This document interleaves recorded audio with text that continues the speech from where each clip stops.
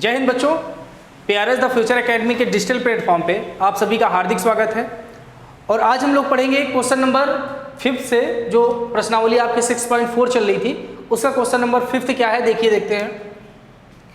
दिया है गया है कि एक त्रिभुज ABC की भुजाओं AB, BC और CA के मध्य बिंदु क्रमशः कौन कौन से दिए हैं? D दिया है, E दिया है और F दिया है। तो त्रिभुज DEF और त्रिभुज ABC के क्षेत्रफलों का अनुपात निकालना है। देखिए, इसमें आपको प्रूव नहीं करना है। अगर प्रूव नहीं करना है तो जैसे हम दिया है, ज्ञात है, इस प्रकार से नहीं करेंगे, ठीक है। जो प्रूव रहता है उसको, जो दिया रहता है उसको लिखते हैं। अगर रचना कुछ करना है तो रचना करते हैं। लास्ट में जो सिद्ध करना रहता है, सिद्ध करना, वो स्टेप लिखते हैं। लेकिन यहाँ पे पहली बार कुछ ऐसा आपको करना नहीं है। देखिए क्या है कि एक त्रिभुज दिया गया है। कौन सा त्रिभुज दिया गया है? त्रिभुज ABC। एक त्रिभुज ABC दिया गया है और इसकी भुजाओं AB, BC और CA। तो जो त्रिभुज आपका ABC दिया है ना, तो सबसे पहले आप क्या करिए, एक त्रिभुज ABC बना लीजिए। हम यहाँ पर एक त्रिभुज, देखिए ABC हमने ये बना दिया। इसका नेमिंग कर दें, ये A पॉइंट है, ये B पॉइंट है और ये C पॉइंट है। हमने ये एक त्रिभुज बना दिया, त्रिभुज ABC। अब ये बोला है कि इसका AB बिंदु पर, मतलब AB रेखा पर इसका मध्य बिंदु कौन सा है? बिंदु D। ये क्या क्वेश्चन में बोला है कि ये एक त्रिभुज है, इसकी भुजा AB पर इसका मध्य बिंदु D है, तो हम इसको D को यहां पर। उसके बाद ये बोला है कि BC पर, इस BC पर जो मध्य बिंदु है उसका नाम इसने दिया है E। तो BC का मध्य बिंदु यहां पर होता है। मध्य बिंदु का मतलब होता है बीच का क्षेत्र, ठीक है। तो इस बिंदु को हम मानते हैं क्या? E। तो ये E हो गया। उसके बाद लास्ट में दिया है CA का मध्य बिंदु, मतलब ये जो CA है इसका मध्य बिंदु क्या है? तो इसका मध्य बिंदु बोला है F है। तो इसका मध्य बिंदु यहां पर F है, ठीक है। तो ये देखो, तीनों का एक मध्य बिंदु बन गया। तो इससे आप एक त्रिभुज देखिए बन रहा है कि नहीं त्रिभुज। इससे इसको मिला दीजिए, इससे इसको मिला दीजिए, इससे इसको मिला दीजिए। देखिए एक त्रिभुज ये भी बन गया। इसका नाम दे दीजिए, ये E है, इसका नाम D है और इसका नाम F है। तो एक त्रिभुज ABC दिया गया था, इसके अंदर according to the question DEF एक त्रिभुज और हमको मिल गया। अब यही करना है कि जो त्रिभुज DEF है, त्रिभुज DEF और त्रिभुज ABC, त्रिभुज ABC के क्षेत्रफलों का अनुपात निकालना है। क्या हमको निकालना है? क्षेत्रफलों का अनुपात। तो देखिए, क्षेत्रफलों का अनुपात हम कैसे निकालेंगे? तो हम पहली बात, जैसे ही क्षेत्रफल आया तो हमारे दिमाग में आना चाहिए कि ये क्वेश्चन हो सकता है कि क्षेत्रफल प्रमेय से होगा। हो सकता नहीं, क्लियर, ये जो क्वेश्चन होगा ये किससे होगा? क्षेत्रफल प्रमेय से होगा। इसका मतलब ABC और DEF में आपको क्षेत्रफल प्रमेय लगानी होगी। लेकिन क्षेत्रफल प्रमेय आप दो त्रिभुजों में तभी लगाते हैं जब दोनों त्रिभुज कैसे होते हैं? समरूप होते हैं। तभी तो समरूप होंगे, तभी तो हम इसमें क्या लगाएंगे? क्षेत्रफल प्रमेय। तो इनको समरूप हम कैसे दिखाएंगे कि त्रिभुज ABC और DEF कैसे समरूप होंगे? तो इसके लिए देखिए, इसको समरूप करने के लिए हम जो बताने चल रहे हैं वो तरीका आप देखिएगा। लेकिन उससे पहले अब आपके दिमाग में एक चीज फिक्स हो गई कि इस ABC और DEF को हमको पहले समरूप बनाना है। तो अब आप सोचना है आपको कि कैसे समरूप बनाएंगे। पहले कॉन्सेप्ट ये अपने दिमाग में बैठा लीजिए कि ABC और DEF को समरूप, ओके। अब यहां पर वो समरूप कैसे हम प्रूव करेंगे? समरूप प्रूव करने के लिए कुछ शर्तें हैं इस क्वेश्चन के हिसाब से, जिसको आप जान लीजिए कैसे। देखिए, अगर कोई भी त्रिभुज है, जैसे त्रिभुज हम ABC, यहां पर एक छोटा सा त्रिभुज ABC बना लें और इसका मध्य बिंदु D और इसका मध्य बिंदु F है और इसको हम मिला दें। केवल हम इसकी बात करते हैं कि जो ABC पर D और F है, ये क्या है? AB का मध्य बिंदु है और ये क्या है? AC का मध्य बिंदु F है। तो इस कंडीशन में होता क्या है बच्चों, ध्यान रखिएगा। इस कंडीशन में ये जो DF होता है, ये जो DF होता है ना, ये हाफ होता है किसके? BC के। जब समझिएगा कि जब ये भुजा इस भुजा मतलब अगर ये मध्य बिंदु है, ये क्या है, मध्य बिंदुओं पर स्थित है। अगर मध्य बिंदु पर स्थित होगी तभी की कंडीशन है। अगर ये मध्य बिंदु पर स्थित है तो जो तीसरी भुजा होगी ना, देखिए ये जो DF है ये दोनों भुजाओं पर स्थित है, AB और AC पर स्थित है, और तीसरी भुजा क्या बच रही है, तीसरी भुजा BC बच रही है। तो ये जो DF है, ये जो DF है ना, ये BC का हाफ होगा। BC का क्या होगा, हाफ। तो इसको हम ऐसे लिख सकते हैं कि जो BC होगा, BC का जो वैल्यू होगी वो क्या होगी, 1/2 DF होगा। मेरी बात समझ पाए कि जो BC का मान होगा वो होगा 1/2 DF। पहली चीज ये आपको जानना है कि ये कंडीशन होता है। दूसरा इसी में क्या होता है कि अगर ये मध्य बिंदुओं पर स्थित है तो ये तीसरी भुजा के समांतर भी होती है। मतलब जो DF होगा ये समांतर होगा किसके, BC के समांतर होगा। ये दो स्टेप आप दिमाग में रखिएगा कि जो DF है वो आधा होगा किसका, BC का। BC का आधा हो गया, सॉरी ये BC, यहां पर जो DF है ना, DF होगा हाफ होगा किसका, BC का। जो DF है ये हाफ होगा BC का, तो हाफ BC में करेंगे तो ये हो जाएगा हाफ BC। और दूसरा अगर ये है तो समांतर दोनों होंगे। यही आपको एक प्रॉपर्टी आपको इस क्वेश्चन में दिमाग में रखनी है कि अगर ये बिंदु, ये जो रेखा है ये दोनों भुजाओं के मध्य बिंदु पर स्थित है तो ये जो DF हो जाएगी ये क्या हो जाएगी, BC के समांतर होगी, और DF जो है, जो DF है वो हाफ BC के बराबर होगी। ये कंडीशन होगी। तो अगर ये कंडीशन इसके लिए सेटिस्फाइड है तो सेम चीज तो ये भी मध्य बिंदु होगा। देखिए DE भी तो मध्य बिंदु है किसका, इस पे और इस रेखा पे। तो जो DE है वो AC के समांतर हो जाएगी। तो अगर हम DE की बात करें, अगर हम DE की बात करें, DE की, तो ये किसके समांतर है, AC के समांतर है। DE जो है समांतर है किसके, AC के, क्योंकि ये समांतर हो जाएगी इसके।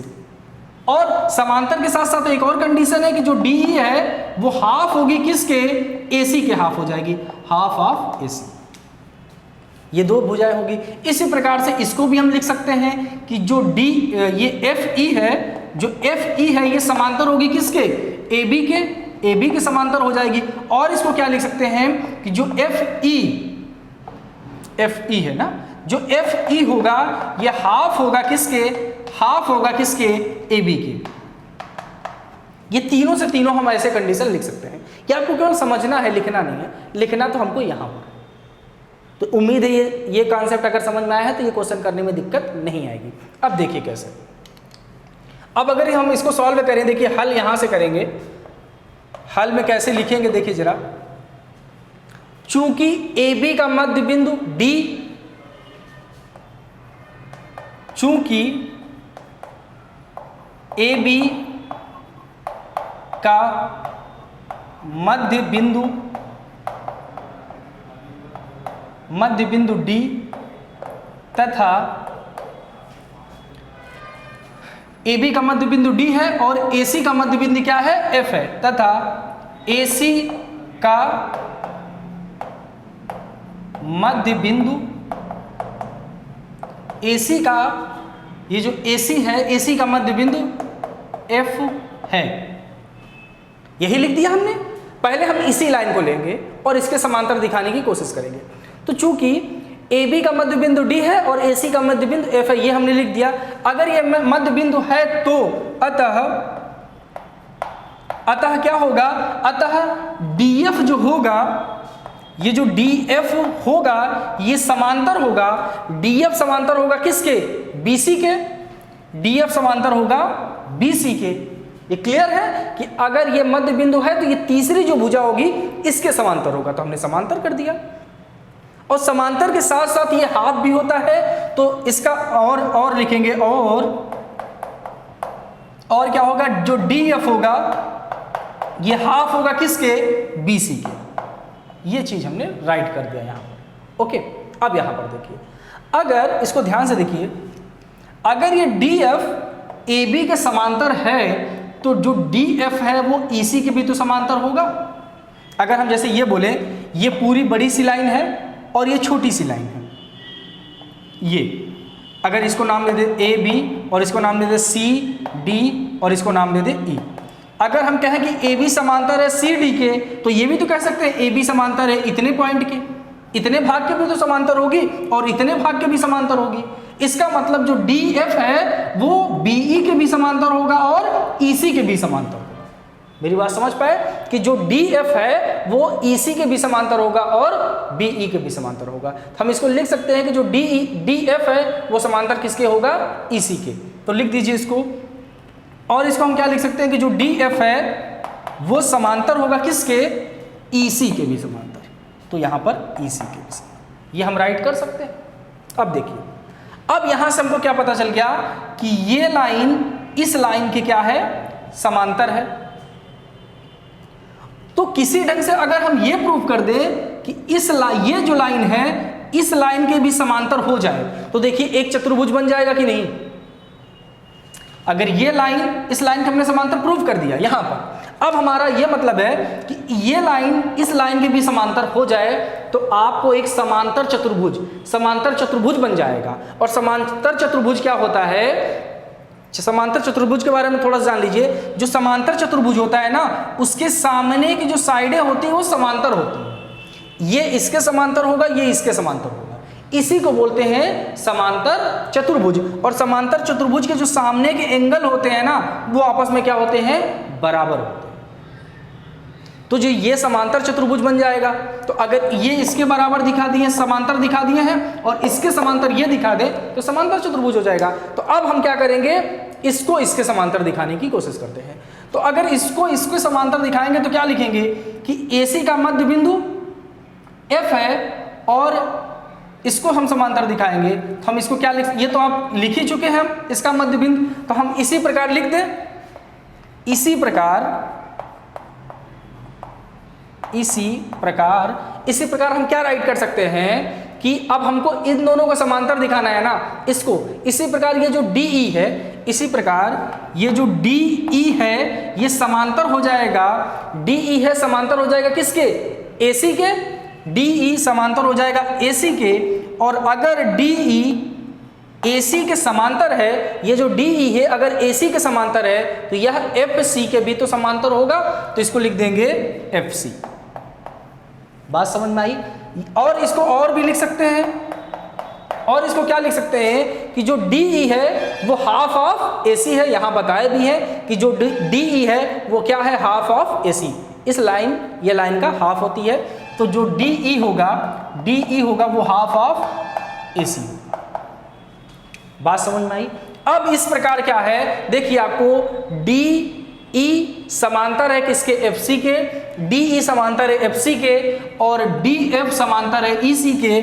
DF समांतर है EC के। इसको समीकरण नंबर 1 और इसको समीकरण नंबर 2 लिख लीजिए। और यहां पे लिखिए समीकरण 1 व समीकरण 2 से। अब समीकरण 1 व 2 से एक समांतर चतुर्भुज बनना है DFCE। तो इसको लिखे समीकरण 1 व समीकरण 2 से चतुर्भुज DECF एक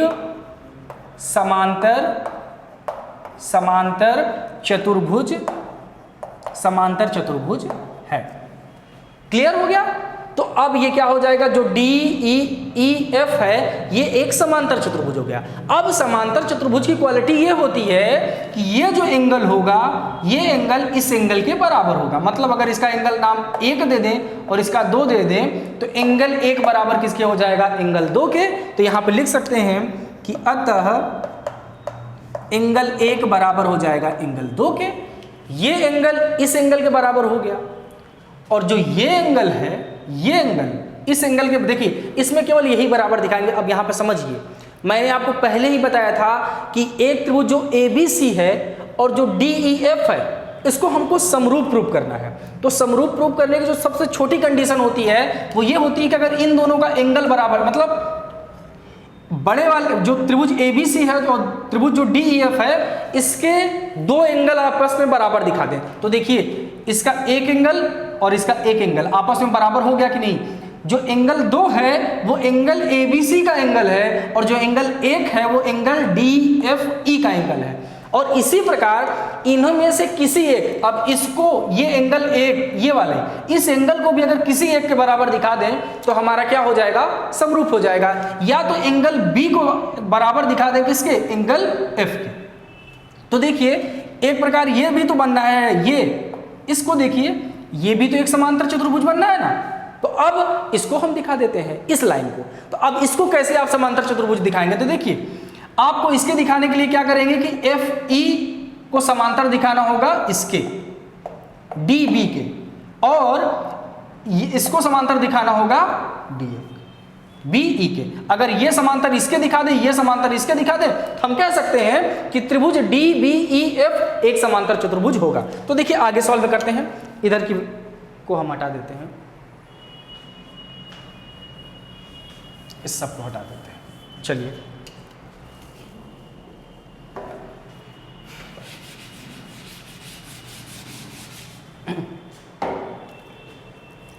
अब देखो इसी प्रकार हम करते जाते हैं, ठीक है। जिस प्रकार की है इसी प्रकार आप इसको और एक्सप्लेन भी कर सकते हैं। इसी प्रकार जो FE है, इसी प्रकार FE समांतर है किसके, AB के। पूरी ये जो लाइन है इस लाइन के समांतर है। जो FE है वो AB के समांतर है। तो और FE किसके भी समांतर हो जाएगा, DB के भी समांतर हो जाएगा। लिख सकते हैं DB के समांतर। क्लियर है। और इसमें और एक चीज ऐड कर सकते हैं क्या, कि जो DFE है, जो FE है ये हाफ होगा किसके हाफ होगा, AB के हाफ होगा, AB के हाफ होगा। ये समांतर इसके दिखा दिया हमने। अब इसको समांतर इसके दिखा दें। अब क्या लिखेंगे, इसी प्रकार, या इसको समझ गए हो, इसको इक्वेशन नंबर मान लो 3। अब इसी प्रकार क्या हो जाएगा, इसको समांतर इसके दिखा दिए हैं। अब हम डायरेक्ट लिख दें जो DF समांतर हो जाएगा किसके, BE के। DF समांतर हो जाएगा BE के। यहां भी हमने दिखाया है कि जो DF है वो समांतर है किसके, EC के। तो DF अगर EC के समांतर है तो DF BE के भी समांतर होगा। तो DF BE के समांतर है। इसको मानेंगे इक्वेशन नंबर 4। अब समीकरण 3 और 4 से ये दोनों DBEF समांतर चतुर्भुज बन जाएगा। तो अतः समीकरण 3 व 4 से, अब समीकरण 3 व 4 से हम क्या कहेंगे, कि DBEF एक समांतर चतुर्भुज है। अब देखिए समांतर चतुर्भुज हो गया। अब अगर समांतर चतुर्भुज हो गया तो इनके सामने, मतलब जो सामने का एंगल होगा वो आपस में बराबर होगा। तो इस चतुर्भुज में देखिए इसके सामने का एंगल ये बन रहा है कि नहीं, ये इसके एंगल, और ये वाला एंगल इस एंगल के बराबर होगा। लेकिन इसकी कोई हमको ज़रूरत नहीं है, हमको जिसकी ज़रूरत है बस उसी को लिखते हैं। तो ये एंगल 3 ले लेते हैं और एंगल ये 4 ले लेते हैं। तो लिखेंगे एंगल 3 बराबर एंगल है 4। अब देखिए, अब एंगल 3 बराबर हो जाएगा एंगल 4 के, और एंगल 1 बराबर हो जाएगा एंगल 2 के। तो यहां से और यहां से हम कह सकते हैं कि जो त्रिभुज ABC है और DFE है ये आपस में कैसे है, समरूप है। क्यों, एंगल प्रॉपर्टी के आधार पर। तो हम यहां पे लिख सकते हैं एंगल 1 बराबर है एंगल 2 के, ठीक है। एंगल 1 बराबर है एंगल 2 के, और एंगल 3 बराबर है एंगल 4 के। इसके बाद इधर लिखिए, अतः त्रिभुज ABC सिमिलर होगा त्रिभुज किसके, DEF के, DEF के। और ये कैसे हमने सिमिलर किया है, ये एंगल कसौटी के आधार पर हमने सिमिलर किया है, एंगल कसौटी के आधार। ठीक है। आप पहले यहां तक स्क्रीनशॉट ले लीजिए। अब समझिए ये दोनों त्रिभुज को हमने क्या कर दिया है, बड़ा वाला जो त्रिभुज ABC है, ABC को सिमिलर दिखा दिया है किसके, DEF के। अब हम अनुपात निकालते हैं। स्क्रीनशॉट लीजिए, अनुपात निकाले फिर। चलिए देखिए आगे देखते हैं। अब देखिए ए बी सी और डी ई एफ कैसा है, हमारा सिमिलर हो गया है। अब अगर दो त्रिभुज सिमिलर हैं तो वहां पर हम क्षेत्रफल प्रमेय लगा सकते हैं। तो अब लिखेंगे क्षेत्रफल प्रमेय से, क्षेत्रफल प्रमेय से। अब क्षेत्रफल प्रमेय आपकी क्या कहती है कि देखिए पहले इसका क्षेत्रफल लिखेंगे फिर इसका क्षेत्रफल। तो इसको लिखेंगे त्रिभुज डी ई एफ का क्षेत्रफल अपॉन में क्या हो जाएगा, त्रिभुज ए बी सी का क्षेत्रफल। ये किसके बराबर होते हैं, संगत भुजाओं के अनुपात के वर्ग के। मतलब संगत भुजाओं के अनुपात के वर्ग का क्या मतलब है कि DE, इसकी देखिए पहले कौन सा त्रिभुज ले रहे हैं, DEF। क्यों DEF को हमने ऊपर लिखा है, क्योंकि यहां पर यह बोला है कि DEF और ABC के क्षेत्रफलों का अनुपात। तो पहले इसको लिखेंगे बाद में इसको लिखेंगे, ठीक है। अगर ABC पहले बोलता तो ABC को ऊपर लिखते, इसको नीचे लिखते हैं। तो इसकी भुजा पहले लेंगे, तो इसकी भुजा देखिए यहां पर DE है और इसकी भुजा पहले यहां पर क्या है, इसकी भुजा ये हो जाएगी। तो हम लिखेंगे DE अपॉन क्या हो जाएगा, AC का वर्ग बराबर, दूसरा क्या है, अब एक भुजा ये होगी, अब दूसरी भुजा लीजिए, दूसरी भुजा हम इसको लेते हैं DF। तो DF ये अपॉन में किसका आएगा, BC, तो BC का वर्ग हो जाएगा बराबर। अब किसका तीसरा बच रहा है FE, तो FE अपॉन में क्या हो जाएगा, AB का वर्ग। अब देखिए, अब आपने अभी थोड़ी देर पहले क्या निकाला था, एक ही की बात कर लीजिए कि जो DF था आपने अभी निकाला था कि जो DF है वो किसके हैं, हाफ है। किसका हाफ है, किसका हाफ निकाले थे हम, BC का हाफ निकाले थे। कि जो DF है ना वो क्या है, हाफ ऑफ BC है। तो DF हाफ ऑफ BC। तो इसमें में से सारे वैल्यू हम कर सकते हैं और DE की जगह क्या लिख सकते थे हम, देखिए DE कहाँ है, DE यहां पर है। तो DE बराबर हम क्या लिख सकते थे, DE बराबर लिख सकते थे half of AC, half of AC। तो इनमें में से तीनों की वैल्यू हम रख सकते हैं, लेकिन किसी एक के वैल्यू रखेंगे आंसर वहीं पर आ जाएगा। तो इसमें हम ज़्यादा कुछ नहीं करेंगे। देखिए यहाँ पर क्या करते हैं, त्रिभुज DEF का क्षेत्रफल अपॉन त्रिभुज ABC का क्षेत्रफल, ठीक है, बराबर होगा DE। अब देखिए DE यहां पर है, हाफ ऑफ AC है। तो DE की जगह पे देखिए, DE की जगह पे हम हाफ ऑफ AC लिख दें या AC की जगह पे हम हाफ ऑफ लिख दें। तो DE की जगह पे हम क्या लिख दें, 1/2 AC और अपॉन AC की जगह पे हम क्या लिख दें, AC लिख दें और इसका क्या कर देंगे, हम वर्ग कर देंगे। इतना तो कर सकते हैं। अब देखिए AC से AC क्या हो जाएगा, कैंसिल हो जाएगा। तो ये क्या बचेगा, 1/2। तो इसी को केवल सॉल्व कर दें, 1/2 का वर्ग होगा और 1/2 का मतलब क्या होगा, 1 × 1 और 4 होगा, 2 दूनी 4। तो इसका जो अनुपात आएगा वो क्या आएगा, 1:4। देख ले, इस AC से AC कैंसिल, 1/2 बचा, 1/2 का वर्ग करेंगे तो 1 का वर्ग 1 होगा, 2 का वर्ग 4 होगा। तो इन दोनों को जो अनुपात आएगा वो क्या आ जाएगा, 1:4। इस प्रकार से ये क्वेश्चन आपका कंप्लीट होता है। स्क्रीनशॉट लीजिए, फिर हम नेक्स्ट क्वेश्चन की बात करते हैं।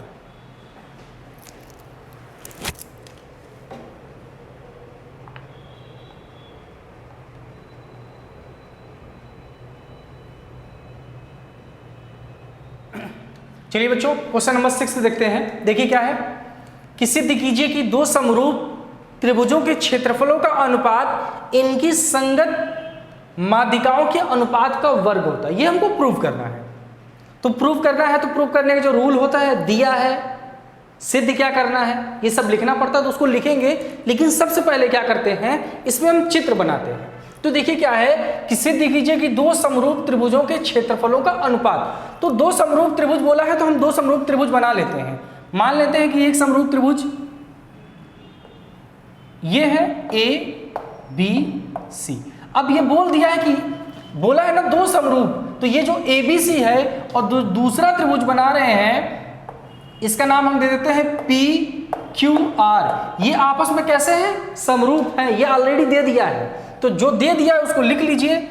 दिया क्या है, दिया है कि त्रिभुज ABC सिमिलर है त्रिभुज किसके, PQR के। ये सिमिलर है। अगर यह सिमिलर है तो इसकी संगत माध्यिकाओं के अनुपात, तो इसमें माध्यिका तो दिया नहीं है, तो हम माध्यिका ड्रॉ करते हैं। तो माध्यिका का मतलब ये होता है कि जो किसी एक लाइन को दो पार्ट में इक्वली डिवाइड कर दे, बराबर डिवाइड कर दे, उसको कहते हैं माध्यिका।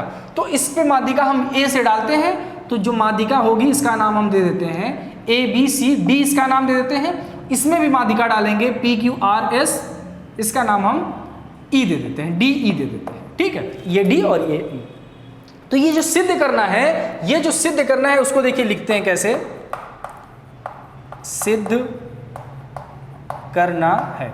सिद्ध ये करना है कि जो दोनों त्रिभुज है ना, त्रिभुज ए बी सी और पी क्यू आर, दो त्रिभुजों का जो क्षेत्रफल है, मतलब त्रिभुज ए बी सी का क्षेत्रफल अपॉन त्रिभुज पी क्यू आर का जो क्षेत्रफल है, ये बराबर है, किसके बराबर है, इनकी माध्यिकाओं के वर्ग के अनुपात। मतलब इनकी माध्यिकाओं का अनुपात एडी और बटे पीई, एडी बटे पीई, इनके वर्ग के, देखिए इनके वर्ग के देखिए अनुपात का वर्ग आपस में कैसा है, बराबर है।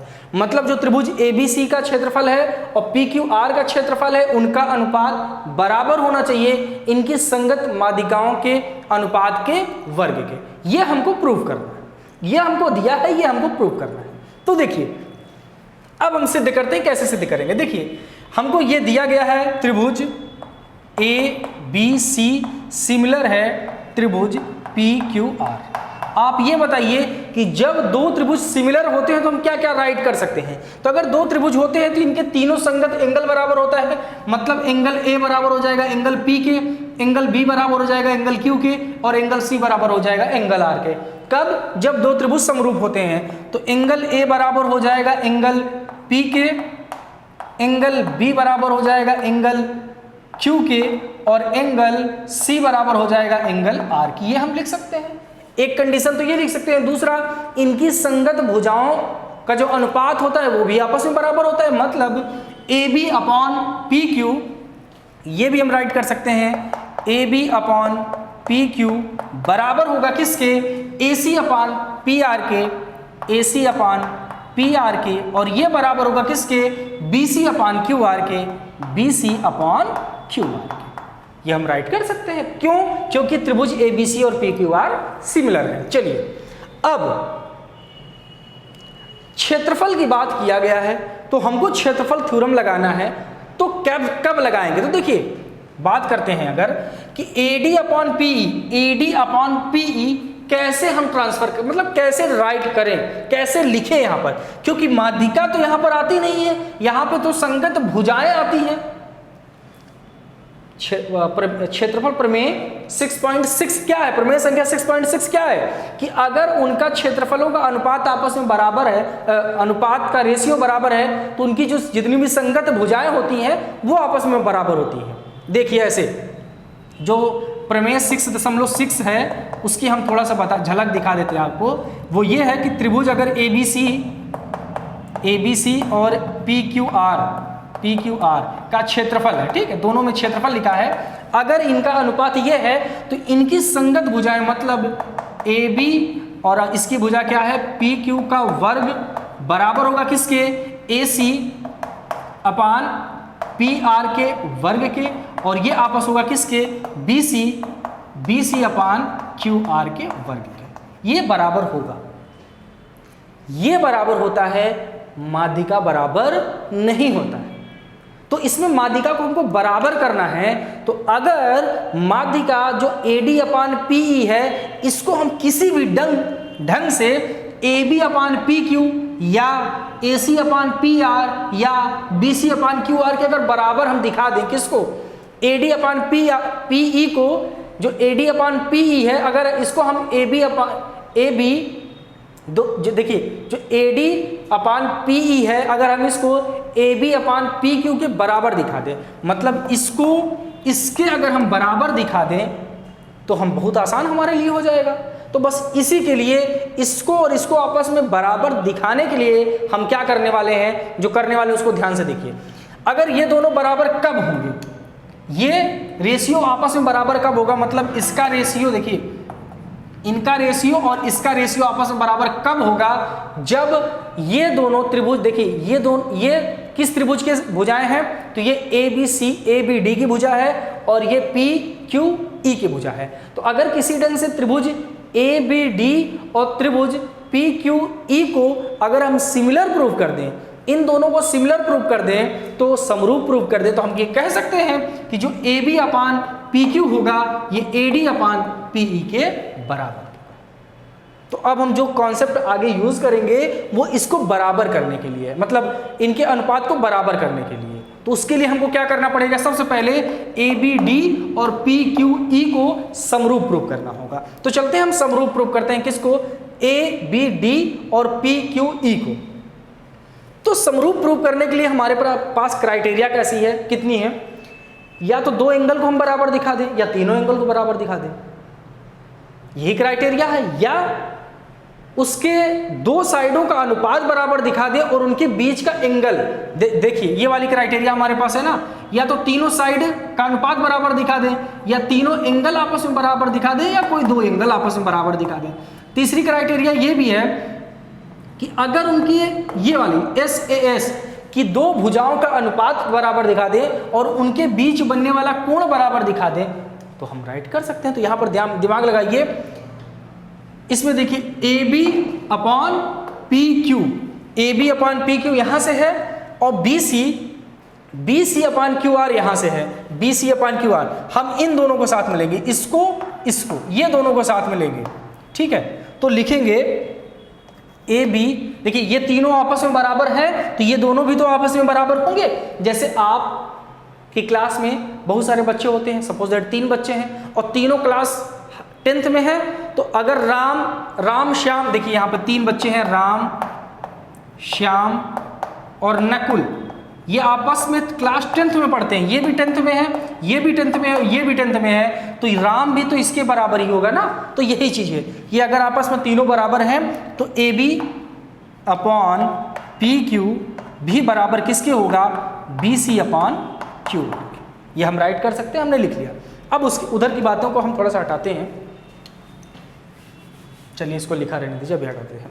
देखिए अब कैसे करेंगे, AB अपान PQ आ गया, Q है, PQ BC अपान QR है। तो यहां पर देखिए जरा, अब हमको BC चाहिए नहीं, हमको BC नहीं चाहिए, हमको क्या चाहिए, इस त्रिभुज में BD है ना, हमको BD चाहिए। तो देखिए BC जो है, BC को हम क्या राइट कर सकते हैं, क्योंकि BC का मध्य बिंदु D है, और आप अच्छे से क्वेश्चन करते हुए आएंगे कि अगर BC है, ये लाइन पूरी BC है, ये लाइन हमारी पूरी BC और इसका मध्य बिंदु D है, तो जो BC को हम क्या लिख सकते हैं, BC को लिख सकते हैं हम BD प्लस DC। हम क्या लिख सकते हैं, जो BD को हम लिख सकते हैं, जो BC को हम लिख सकते हैं BD और प्लस DC। और हम ये भी जानते हैं कि BD और DC बराबर है। क्यों बराबर है, ये दूरी और ये दूरी इसलिए बराबर है कि ये जो लाइन है ना, BC को दो बराबर भागों में बांटती है, तो ये दूरी और ये दूरी बराबर है। और हमको चाहिए BD, तो मतलब DC बराबर है, तो DC की जगह पर हम BD लिख सकते हैं, तो BD प्लस BD। इसका मतलब जो BC होगा वो किसके बराबर हो जाएगा, 2BD के। राइट कर सकते हैं। तो यहां पर देखिए यही लिखेंगे, तो अतः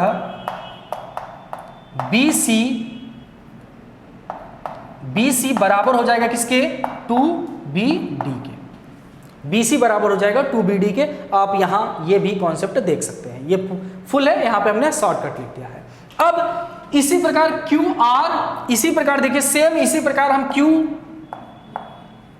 है, जो QR है इसको भी तो QE लिख सकते हैं ना, मतलब 2QE लिख सकते हैं। सेम वही कंडीशन, मध्य बिंदु ये भी है, तो ऐसे लिख सकते हैं।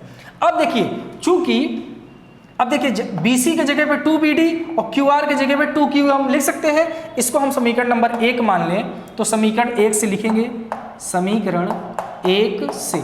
अब समीकरण 1 क्या है, AB अपॉन PQ बराबर होगा किसके, BC अपान QR के, तो BC अपान QR के, और BC का मान कितना है, तो AB अपान PQ बराबर, देखिए A B upon P Q बराबर हो जाएगा, अच्छा इधर दिखेगा नहीं तो हम यहाँ पे ना लिख के इधर लिख देते हैं, इसको हम हटा दे रहे हैं ऐसे, ठीक है। अब यहाँ पे समझिए, अब इसको देखिए A B upon P Q बराबर, देखिए BC की जगह पे हम 2BD लिख दें, हमने लिख दिया 2BD, और QR की जगह पे हम क्या लिख दें 2QE, तो 2QE, तो 2 से 2 कैंसिल हो गया, तो AB अपान PQ बराबर है किसके, BD अपान QE के। मतलब देखो AB अपान QE बराबर है किसके, BD अपान QR के। मतलब ये देखो ये साइड और इस साइड दोनों का अनुपात क्या है, आपस में बराबर है, और अगर एंगल B और एंगल Q भी आपस में बराबर हो जाए तो हम ये कह सकते हैं साइड एंगल साइड से कि त्रिभुज ABD और PQE कैसा है, समरूप है। तो एंगल B बराबर एंगल Q ये दिया गया है, तो लिखेंगे एंगल B बराबर एंगल Q, कहाँ से आया है, ये दिया गया है, तो हम लिखेंगे अतः ये जो त्रिभुज ABD है, त्रिभुज ABD सिमिलर होगा किसके, त्रिभुज PQE के, त्रिभुज PQE के, ये आपस में सिमिलर हो गया। अब देखिए अगर सिमिलर हो गया तो हमारा कहानी खत्म होगी, काम बन गया हमारा। अब अगर ये दोनों त्रिभुज आपस में कैसे हैं, सिमिलर है, तो अगर सिमिलर है तो हम क्या राइट कर सकते हैं, अगर ये दोनों त्रिभुज सिमिलर हैं तो क्या लिख सकते हैं, अतः AB अपान PQ। अब इसके जो तीनों अनुपात हैं वो आपस में बराबर हो जाएंगे, ठीक है। तो AB अपान PQ और AD अपान PE के अब सिमिलर है, तो ये तो इसका अनुपात तो बराबर होगा AD अपान PE के, और ये किसके बराबर हो जाएगा, BD अपान किसके, QE के, BD अपान QE के, ये आपस में बराबर हो गया। अब देखिए चूंकि हम जानते हैं, अब यहां पे लिखो प्रमेय 6.6 या क्षेत्रफल प्रमेय से, क्षेत्रफल प्रमेय से। अब क्षेत्रफल प्रमेय से क्या कहता है कि जो त्रिभुज ABC का जो क्षेत्रफल है, अब देखिए यहां पे प्रूविंग करने हम आ रहे हैं, लास्ट पॉइंट, क्योंकि इसके जगह पे AD अपान PE लाना है ना, तो देखिए कैसे करेंगे। तो त्रिभुज ABC का क्षेत्रफल बटे त्रिभुज PQR का क्षेत्रफल, 6.6 हम ये कह सकते हैं कि जो दो त्रिभुज है उनका क्षेत्रफल इनके संगत भुजाओं के क्षेत्रफल के बराबर वर्ग के बराबर होता है। तो देखो AB अपान PQ के वर्ग क्या होगा, बराबर होगा। ऐसे AB अपान PQ का वर्ग होगा, फिर AC अपान PR का वर्ग होगा, फिर BC अपान QR का वर्ग होगा। लेकिन इन दोनों भुजाओं को हमको जरूरत नहीं है। क्यों नहीं है, देखिए अब AB अपान PQ आपस में बराबर है यहां से, तो AB जहां पर AB अपान PQ है, अगर AB अपान PQ बराबर है AD अपान PE के, तो AB तो इसका वर्ग भी तो बराबर होगा। जैसे हम ये कहें 2 बराबर है x के, x या ऐसे कहें x बराबर है 2 के, तो जो x स्क्वायर है ये भी तो 2 के स्क्वायर के बराबर होगा कि नहीं होगा। तो सेम यही चीज है कि अगर AB अपान PQ बराबर है AD अपान PE के, और यही हमको देखिए लाना है AD अपान PE का स्क्वायर, तो ये दोनों बराबर हैं तो इसका वर्ग भी तो आपस में बराबर होगा। तो यही लिखेंगे, अतः त्रिभुज ABC का क्षेत्रफल अपान त्रिभुज PQR का क्षेत्रफल, और ये बराबर AB अपान PQ की जगह पर हम लिख देंगे क्या, AD अपान PE का स्क्वायर। और यही हमको देखिए प्रूव करना था, हमने प्रूव कर दिया। इस प्रकार से ये प्रूव हो गया, ठीक है। तो इस प्रकार से आपका देखिए क्वेश्चन कंप्लीट होता है। अब बाकी जो क्वेश्चन बच रहे हैं उनकी हम बात कल करेंगे। Thank you.